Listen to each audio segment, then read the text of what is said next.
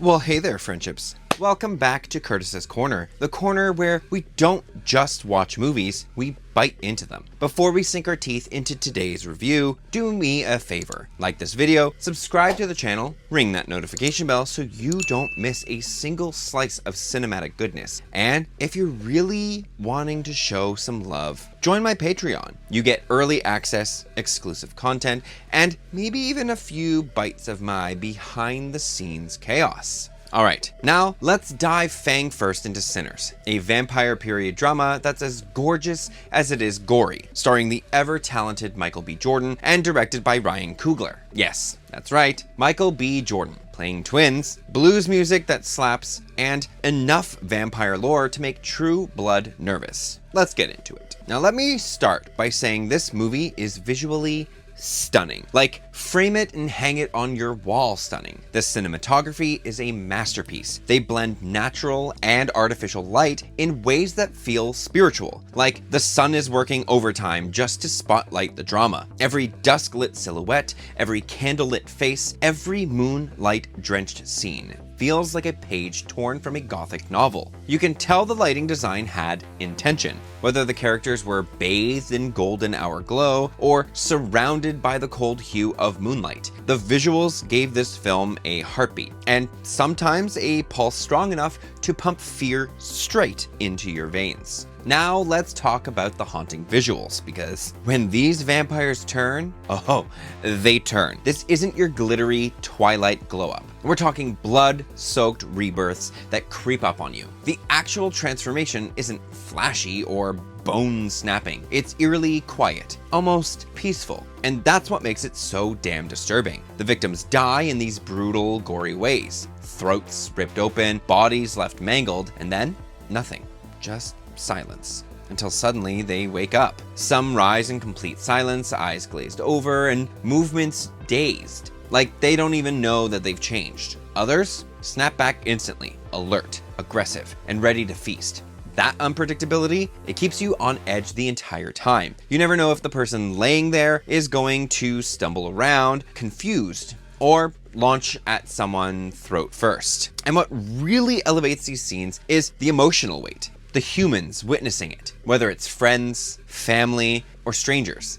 They don't just scream and run. There's hesitation, there's grief, there's this raw moment of, can I actually kill this person I just tried to save? That inner conflict plays out beautifully on screen and makes the horror feel so much more personal. It's not just about monsters. It's about the monsters we can't let go of. And speaking of the monsters we can't let go of, no one captures that inner conflict better than Michael B. Jordan. This man said, "One roll? Nah, let me double the drama." His dual performance as Smoke Moore, Elijah, and Stack Moore, Elias, isn't just impressive. It's layered, personal, and straight up masterful. He plays twins, yes, but he gives them subtle differences. A different posture, speech rhythm, even how they react to other characters. It's so convincing, you'll forget it's the same actor. Like, that's not two fine men. That is one fine man doing twice the work. And the layered commentary on racism?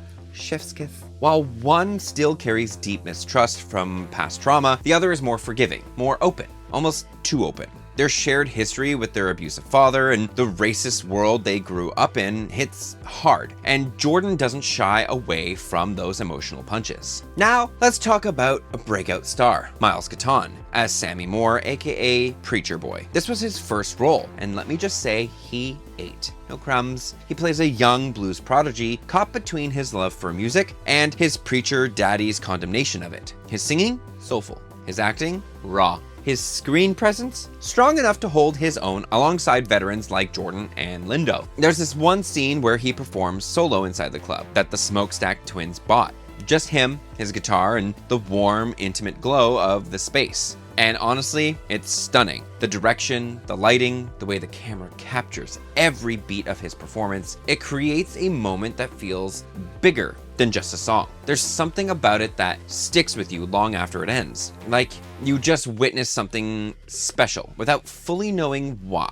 It's one of those scenes that you'll want to revisit the moment that the credits roll. Haley Steinfeld as Mary was another standout. Her chemistry with Stack adds tenderness to the story, but she's no damsel. She's confident, sharp, but also carries this underlying awkwardness that makes her real, relatable. Like she's the cool girl with anxiety and a shotgun.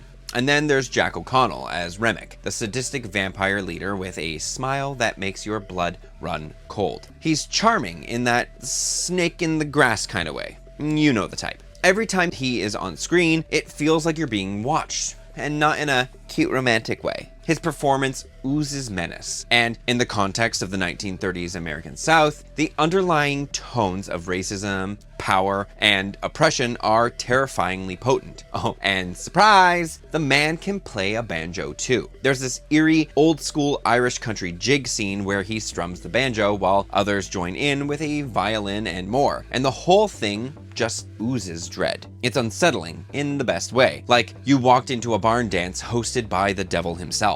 Delroy Lindo as Delta Slim brings the perfect trifecta: wisdom, whiskey, and wit. And trust me, he serves it with a side of attitude. A well-known bluesman, he's a respected figure in the community, and especially to young Sammy, who looks up to him as both a musical mentor and a symbol of the future of blues culture. At first, Delta's your classic drunk old skeptic, hesitant about the new club the Smokestack twins are opening and resistant to change. But as the vampire threat grows, he slowly sheds his doubts and steps into a more purposeful role. Not by becoming a full-blown slayer, but by accepting what needs to be done when it matters most. By the end, he makes a decision that quietly speaks volumes, revealing just how much he understands what's truly at stake. It's a beautifully earned arc, and by the time the final notes play, you are rooting for Delta Slim with everything that you've got. And then there's Wunmi Mosaku as Annie, who glides into the film with this calm, magnetic energy that demands your attention. She's not just the mystical woman who knows what's going on. She's the heartbeat of the supernatural side of the story. Annie brings knowledge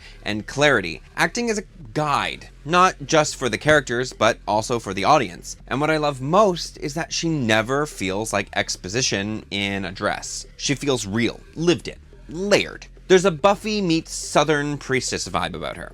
She's grounded in folklore and intuition, but never once loses the emotional connection to the people around her. She makes the fantastical feel personal, and that's no easy feat. Now together, these two characters bring a deep human richness to a world full of bloodsuckers and brutal choices. They're the kind of side characters that you wish had their own spin-off, just so you could spend more time in their presence. Now, let's get bloody, because honestly, the effects, the gore, the violence, it all feels earned and era appropriate. The brutality doesn't just shock for the sake of it. It reinforces the cruelty of the time. Racism, lynching, classism, and then adds a supernatural layer that makes it all the more intense. And the sound design?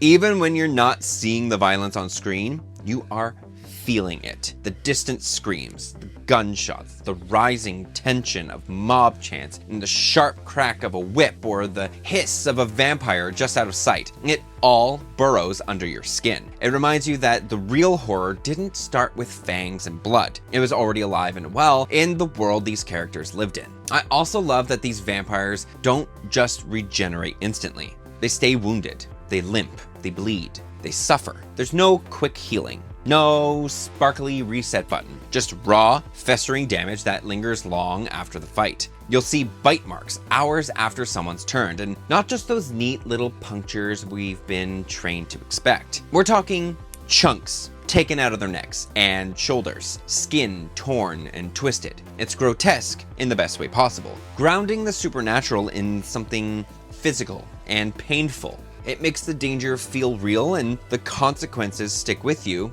long after the credits roll. Now, the story is pretty straightforward, but that's not a bad thing. It's grounded. Two black men escape their traumatic past, become notorious gangsters in Chicago, and then return home with money and purpose, ready to flip an old sawmill into a blues bar. But underneath that surface is this beautiful, aching thread of generational trauma, chosen family, and the desperate desire to break the cycle. You feel the weight these men carry, what they've endured, what they've become, and what they're trying to reclaim. Their cousin Sammy just wants to sing, not inherit violence or legacy soaked in blood. His dream is simple, but in a world this broken, it becomes radical. It's a story of purpose, identity, and what it truly means to protect something pure when everything around you keeps trying to corrupt it. Now, despite all the darkness, there's humor, and good humor at that. It doesn't feel forced or out of place. It's woven into the fabric of who these characters are and how they speak. A lot of it comes from their sharp, no-nonsense delivery and the rhythm of their conversations. The banter between Smoke and Delta Slim?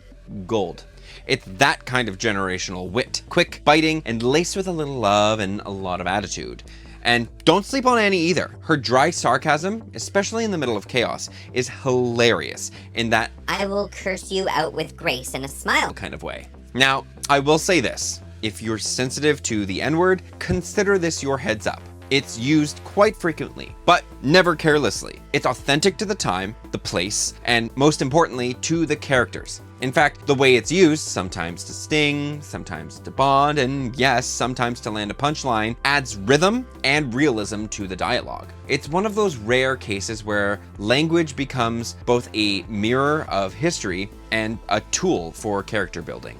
Now, I only had a couple gripes, and even then, they're more like missed opportunities rather than outright flaws. The first is the change in the vampire lore. Traditionally, a vampire can't enter a home unless the owner invites them in. It's a classic piece of mythology that adds this delicious layer of moral tension. Do you let someone in or not?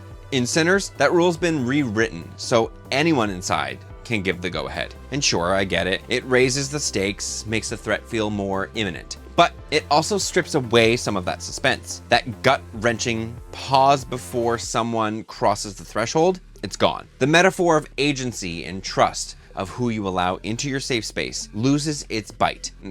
Pun fully intended. It's not a deal breaker, but it does leave a hole where some psychological tension could have lived. And the second thing, the Native American subplot was honestly a letdown. They're introduced with this rich mystical mythos at the beginning, and so much potential to explore a whole other layer of supernatural history. But then they vanish. Blink and you'll miss them. It genuinely feels like the setup for something meaningful that got lost on the cutting room floor. And if you're going to plant a seed like that, you've got to water it. Or at the very least, don't tease us with roots that you don't plan to grow. So, with all that being said, my final grade for Sinners is a strong A-. It's a visually rich, emotionally complex, and narratively gripping film with powerhouse performances, clever lore, and fresh takes on the vampire genre. It stumbles a little with underused ideas and minor lore changes, but overall, this film bleeds brilliance. And that, my friends, brings us to the end of our bloody, bluesy breakdown of Sinners. If you had as much fun sinking your teeth into this review as I did making it, be sure to like the video, subscribe, and ring the notification bell, and of course, join the chaos over on my Patreon for exclusive content, early access, and all the messy goodness you won't get anywhere else. Now, let's chat.